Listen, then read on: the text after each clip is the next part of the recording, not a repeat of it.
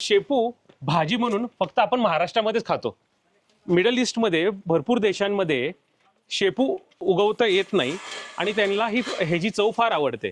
म्हणून आता ही जी शेपू इथे सिनगाव ह्या प्लांटमध्ये जी डिहायड्रेट होतीये ही पूर्णपणे आर्मेनिया सारख्या काही देशांमध्ये आता एक्सपोर्ट होणार आहे. सबसिडी आपल्याला 35% लेडीजला मिळते आणि 30% जेंट्सला मिळते. सो अशा प्रकारे 30 ते 35% आपली व्हॅरी होते.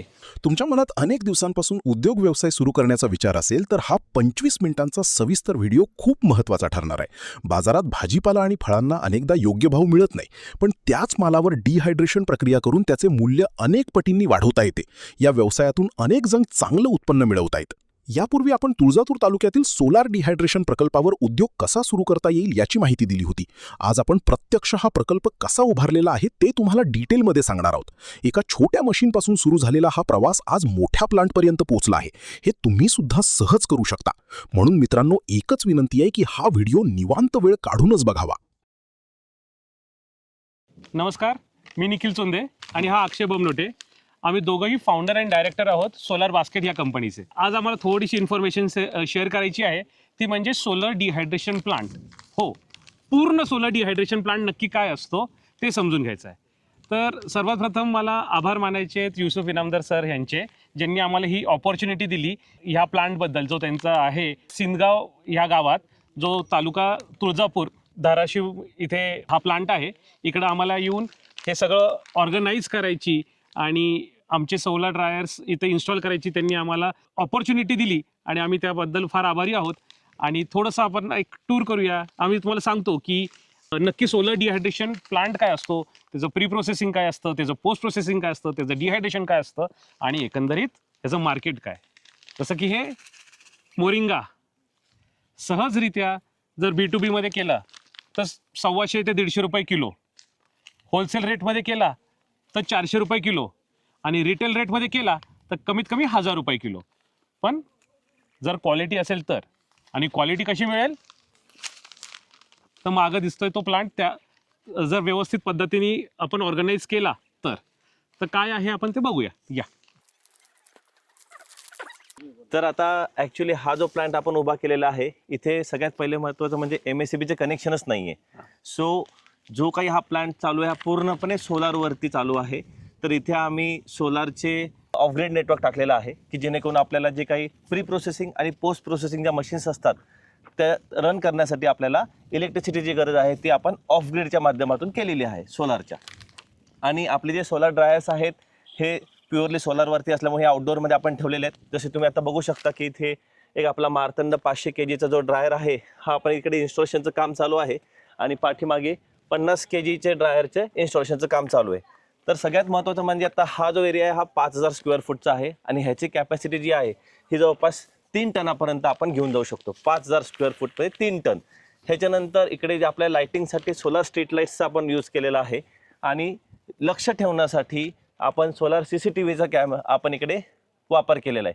तर हे सगळे प्रॉडक्ट्स जे आहेत हे आपले सोलार बास्केटनीच बनवलेले आहेत. सो हा जो प्लांट आहे हा पूर्णपणे सोलार बास्केटच्या प्रॉडक्ट्सने आपण इथे इन्स्टॉल केलेले आहेत.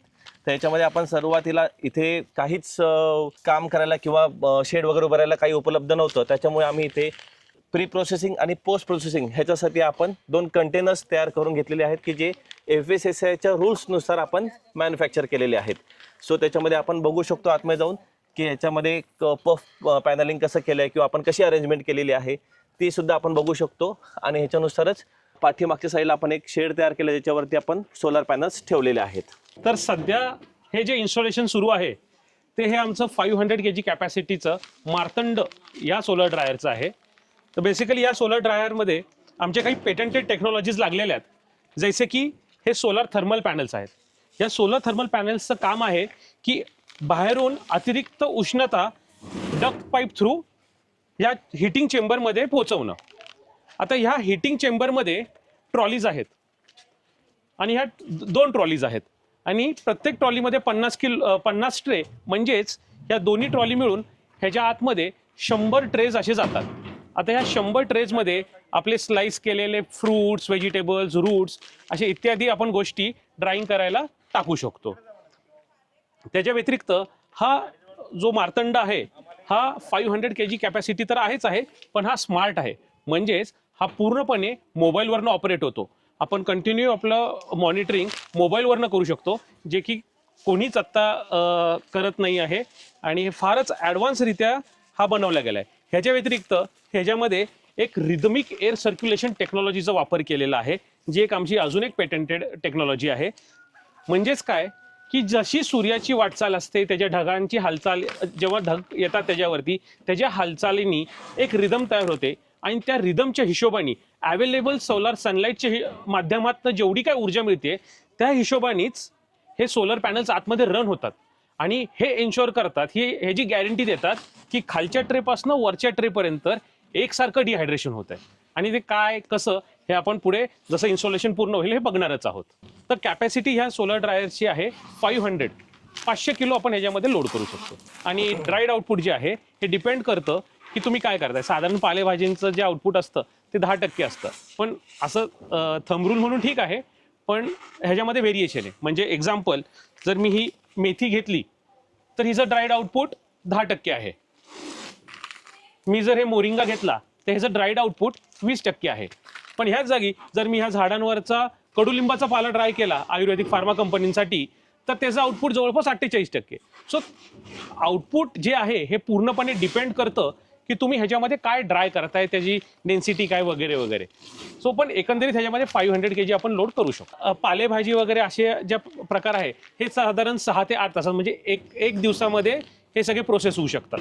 आणि जर फळभाज्या म्हणजे कांदा, लसूण इत्यादी जर गोष्टी असतील तर साधारण 1.5 ते 2 दिवसाच्या कालावधीमध्ये हा 100% सोलर ड्राय होऊ शकतो. ह्याच्यामध्ये अनुदानाची सुविधा आहे जी आपण नंतर चर्चा करणार आहोत. जसं मी म्हटलं की हा सोलर ड्रायर नुसता सोलर ड्रायर नसून हा एक आधुनिक काळाचा स्मार्ट सोलर ड्रायर आहे. तो कसा, तो तुम्हाला अक्षय एक्सप्लेन करेल, कारण का हा मोबाईलवरनं ऑपरेट होऊ शकतो. येस, तर तुम्ही आता बघू शकता इकडे ह्या 500 kgच्या सोलार ड्रायरसाठी आपण 4 सोलार थर्मल्स वापरलेले आहेत. त्याच्यानंतर ह्याच्या आतमध्ये जी कंट्रोलिंग सिस्टीम हा ऑटोमॅटिक ऑपरेट होतो. ऑटोमॅटिक म्हणजे काय, ऑटोमॅटिक टेम्परेचर कंट्रोलिंग सिस्टीम आपण याला दिलेली आहे. तर ह्याच्यामध्ये आपण 45 डिग्री सेल्सिअस टेम्परेचर जेव्हा सेट करतो तेव्हा तो 47 डिग्री आल्यानंतर बाहेर पाठीमागे जे एक्झॉस्ट फॅन्स दिलेत त्यांनी आपण टेम्परेचर बाहेर काढतो, ह्युमिडिटी बाहेर काढतो आणि परत टेम्परेचर 43ला गेल्यावरती परत एक्झॉस्ट फॅन थांबतात आणि आतमध्ये टेम्परेचर वाढतं. सो असं हे ऑटोमॅटिक सिस्टीम आहे. ह्याला आपल्याला काही करायचं नाही, आपल्याला फक्त आतमध्ये भाजीपाला टाकला की दरवाजा बंद केला की ऑटोमॅटिक सगळं काम होणार आहे. ह्याच्यानंतर सगळ्यात महत्त्वाचं ह्याला स्मार्ट आपण जे केलेलं आहे ते मोबाईल ऑपरेटेड केलेलं आहे. तर ह्याच्यामध्ये तुम्ही बघू शकता की आपण एक ॲप डेव्हलप केलेलं आहे. त्या ॲपमध्ये आपण टेम्परेचर सेट करू शकतो. त्याच्यानंतर आपण हे ॲप डेव्हलप केलेलं आहे. ह्याच्यामध्ये तुम्ही बघू शकता की टेम्परेचर सेट करू शकतो आणि त्याच्यानुसार आतमध्ये टेम्परेचर किती आहे काय हे सगळं आपल्याला ह्याच्यामध्ये दिसतं. सो तुम्हाला प्रत्येक वेळेस उन्हामध्ये येऊन किंवा हे उघडून बघायची गरज नाही आहे. तुम्हाला मोबाईलवरतीच कळणार आहे की ह्याच्या आतलं टेम्परेचर किती आणि तुम्हाला सेट किती करायचं आहे. शक्यतो तरी 41 to 47 डिग्री सेल्सिअस हे आपलं जे चांगलं आउटपुट येण्यासाठीचं जे टेम्परेचर आहे त्यामुळे आम्ही 45 डिग्री सेल्सिअसला याला सेट करून ठेवलेलं असतं ऑलरेडी. सो अशा प्रकारे सिस्टीम जी आहे पाठीमागे आपण लावलेली आहे आणि हा सोलार पॅनल आहे हा वरती इन्स्टॉल करतो आपण की जेणेकरून ह्याला जी लागणारी एनर्जी आहे एक्झॉस्ट फॅन्स फिरण्यासाठी वगैरे ही सगळी आपण या सोलार पॅनल थ्रूच जनरेट होते. सो ही इंडिपेंडंट सिस्टीम आहे पूर्णपणे. तर सोलार म्हणजे सगळ्यांना माहिती आहे की रूफटॉप माहिती आहेत, वॉटर हीटर माहिती आहेत, स्ट्रीट लाईट्स माहिती आहेत. पण नक्की सोलारमध्ये दोन गोष्टी असतात, टाईप असतात. एक आहे PV पॅनल्स. PV पॅनल्समध्ये तुम्ही इकडे बघू शकता हे सोलार PV पॅनल्स आहेत की जे इलेक्ट्रिसिटी जनरेट करण्यासाठी वापरले जातात. आणि solar thermal panel. Solar thermal म्हणजेच काय की सोलार थर्मल तुम्ही इकडे बघू शकता इथे कुठल्याही प्रकारची इलेक्ट्रिसिटी ह्याच्यात जनरेट होत नाही, पण टेम्परेचर गरम होतं. लाईक ह्याचं एक उदाहरण द्यायचं म्हणजे आपला सोलार कुकर किंवा वॉटर हीटर सिस्टीम हे सोलार थर्मल टाईपमध्ये येतात. आणि रूफटॉप, स्ट्रीट लाईट्स किंवा हे असे सोलार पॅनल्स जिथे लागतात तिकडे इलेक्ट्रिसिटी जनरेट होते. तर आपण या आपल्या ड्रायर्समध्ये दोन्हीचा यूज करतो. सोलार थर्मल एनर्जी आतलं टेम्परेचर वाढवण्याचं काम करतं आणि हे जे सोलार पॅनल जे आहेत हे एक्झॉस्ट फॅन फिरवण्यासाठी जी इलेक्ट्रिसिटी लागते ते जनरेट करतं. सो अशा प्रकारे याच्यामध्ये सोलार ड्रायरमध्ये काम वर्किंग होतं. मार्तंड आहे 500 kg कॅपॅसिटीचं ज्याचं इन्स्टॉलेशन सुरू आहे. पण त्याचबरोबर आमचा जय म्हणून 50 kg सोलर ड्रायर पण आहे. हे इथे 5 क्वांटिटी आहेत लावलेल्या.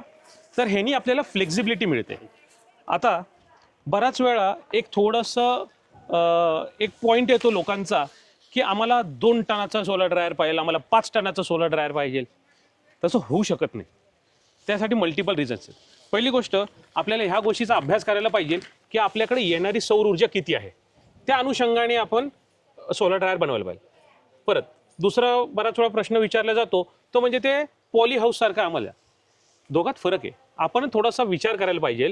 सोलर ड्रायर हे एक पॉली हाऊस असू शकतं का एक मशीन असू शकतं. ड्रायिंग एक पॉली हाऊस नाही करू शकत. मुळात पॉली हाऊसचा जन्म जो झाला तो भाजी इत्यादी गोष्टी व्यवस्थित उगवण्याचे, कंट्रोल एन्व्हायरमेंटमध्ये उगवण्यासाठी झाला. क्लोज चेंबरमध्ये त्यात टेम्परेचर वाढतं पण ह्युमिडिटी कंट्रोल करता येत नाही. ह्यूज स्पेस, खूप मोठी स्पेस आहे, म्हणजे खूप जास्त उष्णता पाहिजे. उष्णता आतमध्ये सगळं डिहायड्रेशन करायला.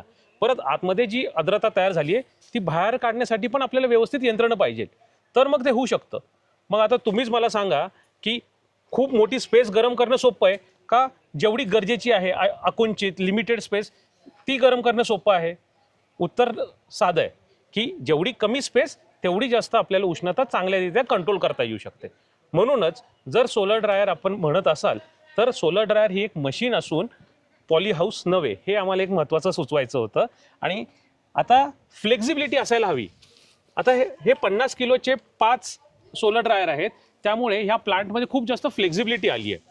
फ्लेक्झिबिलिटी कशी, आता सोलर डिहायड्रेशन करताना हे फार अत्यंत गरजेचं आहे की तुम्ही सकाळी 8 वाजता सोलर डिहायड्रेशनमध्ये सगळं मटेरियल टाकायला हवं. मग सकाळपासनं दुपारहून संध्याकाळी साधारण 4-4:30 पर्यंत हे मटेरियल आतमध्ये राहायला पाहिजे. हे जर आपण नाही करू शकलो तर मग सोलर डिहायड्रेशन व्यवस्थित होऊ शकत नाही. हे समजणं गरजेचं आहे. जेव्हा आपण 2 टन 5 टन 10 टन कॅपॅसिटीला जाणार तेव्हा ह्याच्या आधी आपल्याला एन्श्योर करायचं आहे की आपल्याकडं प्री प्रोसेसिंग तेवढं स्ट्रॉंग होतंय का. म्हणजे मला 8 वाजायच्या आधी जर माझा 5 टनाचा प्लांट आहे तर 5 टन फुल युटिलाइज करायला तेवढी माझ्याकडे मॅनपॉवर आहे का, तेवढे माझ्याकडे मशिनरीज आहेत का, या सगळ्यांचा व्यवस्थित आपल्याला अभ्यास करायला पाहिजे. तेवढं रॉ मटेरियल मुळात अवेलेबल आहे का. तर हा व्यवसाय फारच नवीन आहे आपल्या सगळ्यांसाठी. म्हणून आमचं म्हणणं असतं की तुम्ही लिमिटेड गोष्टींनी स्टार्ट करा आणि हळूहळू ग्रो करा आणि अशी फ्लेक्झिबिलिटी ठेवा. समजा माझ्याकडे मल्टिपल गोष्टी आल्या, माझ्या एका सीझनमध्ये माझ्याकडे पालेभाज्या पण आहेत, फळभाजी पण आहे आणि कंदमुळं पण आहेत, तर मी एका मशीनमध्ये डंप नाही करू शकत. मला ह्यांचा एकमेकांचा सुगंध एकमेकांना लागून चालणार नाही, रेट मिळणार नाही. म्हणून आपल्याला असे मल्टिपल मशीन्स हवे ज्यामध्ये आपल्याला ही फ्लेक्झिबिलिटी मिळते. तर बेसिकली हे जे चेंबर आहे ह्याला प्री प्रोसेसिंग चेंबर असं म्हटलं जातं. आणि ह्याचा वापर आधी म्हणजे कशासाठी होतो ते म्हणजे आधी भाज्या आणणं, त्यामध्ये व्यवस्थित त्यांना क्लीन करणं, स्लाइस करणं, चॉप करणं, हे काय काय करावं लागतं प्री प्रोसेसिंगमध्ये, ते सगळं ह्या प्री प्रोसेसिंग चेंबरमध्ये होतं. आपण आतमध्ये जाऊया आणि पाहूया की एक्झॅक्टली आपल्याला प्री प्रोसेसिंग चेंबरमध्ये काय काय गोष्टी कमीत कमी हव्या आणि कशा त्यांचा वापर करायचा आणि मुळात प्री प्रोसेसिंग चेंबर फसायच्या नॉर्म्सप्रमाणे कसा असावा ते आपण आतमध्ये जाऊन पाहूया. चल.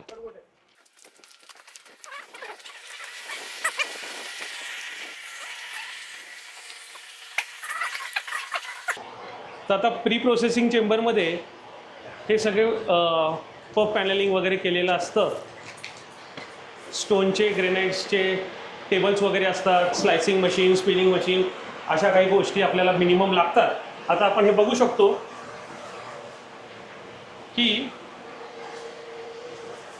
मोठ्या प्रमाणामध्ये इथे शेपू प्रोसेस करून झालेली आहे, प्री प्रोसेस करून झालेली आहे. आणि ही प्री प्रोसेस केलेली शेपू आपण आता सोलर डिहायड्रेशनमध्ये ड्राय करायला पाठवणार आहोत. तर आता आपण प्री प्रोसेस केलेली जी शेपू आहे ते सोलर डिहायड्रेटरमध्ये टाकणार आहोत. तर सोलर डिहायड्रेटर म्हणजे आपल्या मार्तंड ह्या सोलर डिहायड्रेटरमध्ये टाकणार आहोत. तर आता सगळ्यांना तुम्हाला प्रश्न पडला असेल की शेपू ड्राय करून मिळणार काय आहे, बरोबर.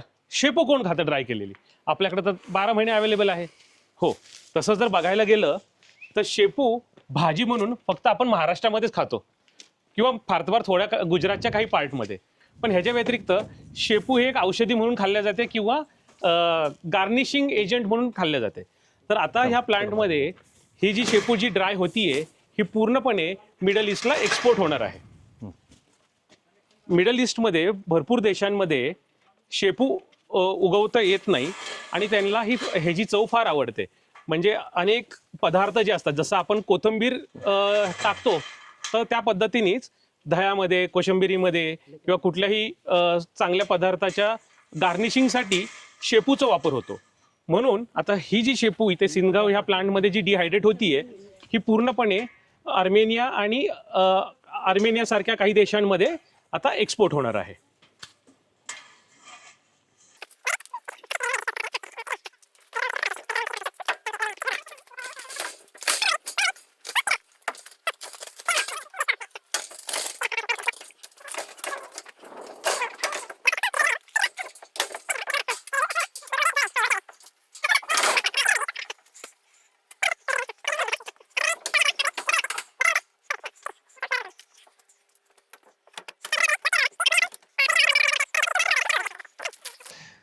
तर आता आपण बघितलं की याच्या आतमध्ये आपण शेपू काही ट्रेजमध्ये लोड केलेत आणि आपण हा ड्रायरमध्ये ट्रॉली सरकून दरवाजा बंद केलेला आहे. सो हा कॅबिनेट आपला पूर्णपणे बंद झालेला आहे आणि ह्याच्या पाठीमागे हा कंट्रोल पॅनल आहे. ह्या कंट्रोल पॅनलमध्ये आपण सिस्टीम दिलेली आहे. सो तिकडे फक्त ऑन ऑफचं बटन आहे. एकदा बटन ऑन केलं की तुमची सगळी सिस्टीम ऑटोमॅटिक चालू होते. आपल्याला फक्त एवढंच करायचं की लोड केल्यानंतर तुम्ही फक्त इकडे ऑन केलं की तुम्हाला मोबाईलवरती कळणार आहे की आतलं टेम्परेचर किती आहे, किती सेट करायचं, या सगळ्या गोष्टी. सो डिहायड्रेशन टाईमला आता आपण एकदा शेपू ठेवलेला आहे तर जवळपास 4 ते 5 तास आपल्याला लागणार आहेत. सो त्या हिशोबाने आपल्याला बघायचं आहे. आता महत्त्वाची गोष्ट म्हणजे हा 500 kg कॅपॅसिटीचा ड्रायर आहे. तर आपल्याला सगळ्यात महत्त्वाचं जेव्हा आपण हे फुल लोड करू तेव्हा आपल्याला काही ट्रेस हे वरती खाली करावे लागतात, कारण याची कॅपॅसिटी जास्त आहे. म्हणून असं नाही की बाबा मी एकदा टाकले आणि सगळं हे केलं. तर 4 तासांनी किंवा 5 तासांनी आपल्याला थोडंसं शफलिंग करावं लागतं. अदरवाईज आता हे सगळं सेम डिहायड्रेशन व्हावं, आउटपुट चांगलं यावं, ह्याच्यासाठी ऑलरेडी आपण रिदमिक एअर टेक्नॉलॉजी ऑलरेडी आपण दिलेली आहे. पण काही केसेसमध्ये असं होतं की मॉइश्चर कंटेंट जेव्हा जास्त असतो किंवा सुरुवातीच्या काळामध्ये आपल्याला थोडंसं एकदा आपल्याला शफल करावे लागतील. अशा प्रकारे हा सोलार ड्रायर आपण इन्स्टॉल केलेला आहे इकडे. सो इकडे तुम्ही बघू शकता की सोलार थर्मल पॅनल थ्रू इकडे हीट जनरेट होते आणि ही हीट जनरेट झाल्यानंतर या इन्सुलेशन पाईप थ्रू आपण ह्याच्या आतमध्ये टाकतोय. हे का टाकतोय तर कमी जागेमध्ये जेव्हा आपल्याला मॅक्झिमम टेम्परेचर अचीव करायचं असेल किंवा फास्टर डिहायड्रेशन करायचं असेल तर तेव्हा आपल्याला सोलार थर्मल पॅनलची गरज आहे. सो आपल्याला इफिशियन्सी वाढवण्यासाठी आपण हे सोलार थर्मल पॅनल्स इकडे यूज केलेले आहेत. सो जसं मगाशी निखिलने सांगितलं की कमी जागेमध्ये आपल्याला सोलार ड्रायर आपण हा बसवलेला आहे 500 टनसाठी 500 kgसाठी. तर त्याच्यामध्ये महत्त्वाचं काय तुमची इफिशियन्सी वाढते. पॉलीहाऊसमध्ये तुमची इफिशियन्सी ड्रॉप होते कारण मोठी एअर आहे, गरम व्हायला वेळ लागतो. तर हे आपल्याला मॅक्झिमम इफिशियन्सी मिळते. जवळपास 67 to 68% आपल्याला ह्याच्यामध्ये इफिशियन्सी मिळते. सो अशा प्रकारे हा जो सोलार ड्रायर आहे हा ग्रीन हाऊस इफेक्टवरती काम करतो आहे. सो आतमध्ये आपण ब्लॅक कोट केलेला आहे, सूर्य आहे, वरती सूर्याने आतमध्ये ॲब्झॉर्प्शन होतं आहे, आतमध्ये हीट ट्रॅप होते, टेम्परेचर वाढतं आहे. टेम्परेचर वाढल्यामुळे आतलं जे शेपू ठेवलं त्याच्यामधलं मॉइश्चर बाहेर येतं आणि ते मॉइश्चर घेऊन एक्झॉस्ट थ्रू बाहेर जाते. सो अशा प्रकारे ही सगळी सिस्टीम सोलार ड्रायर वर्क करतो आहे. सो अशा प्रकारे हा आपला सोलार ड्रायर मार्तंड 500 kg कॅपॅसिटीचा आपण इकडे धाराशिव इथे इन्स्टॉल केलेला आहे. सो आणि pre processing container, post processing container आतले आपण आत्ता बघितलेले आहेतच.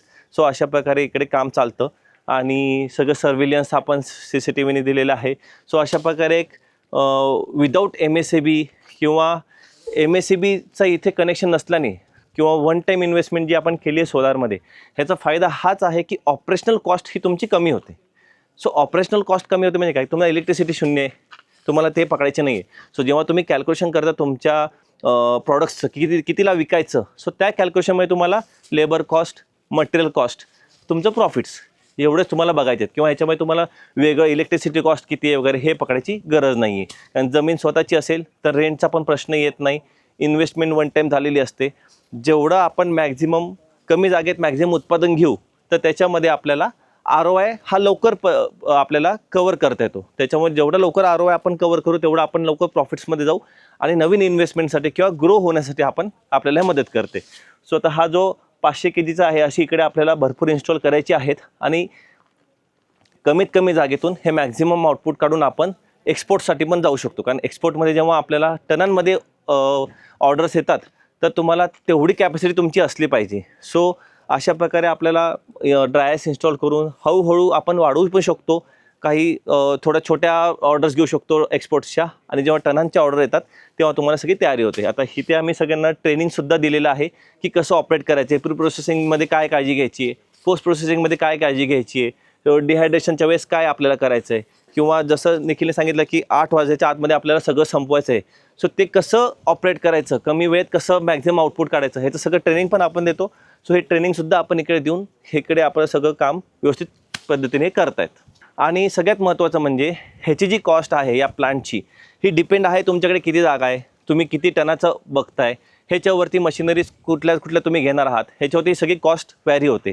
सो इथे यांनी आता हे कंटेनर घेतलेले आहेत, हे 5-5 लाखाचे कंटेनर आहेत किंवा ही जी आत्ता इन्व्हेस्टमेंट झाली ही जवळपास त्यांनी 15 ते 18 लाखाच्या आसपास ह्यांची इन्व्हेस्टमेंट आता केलेली आहे.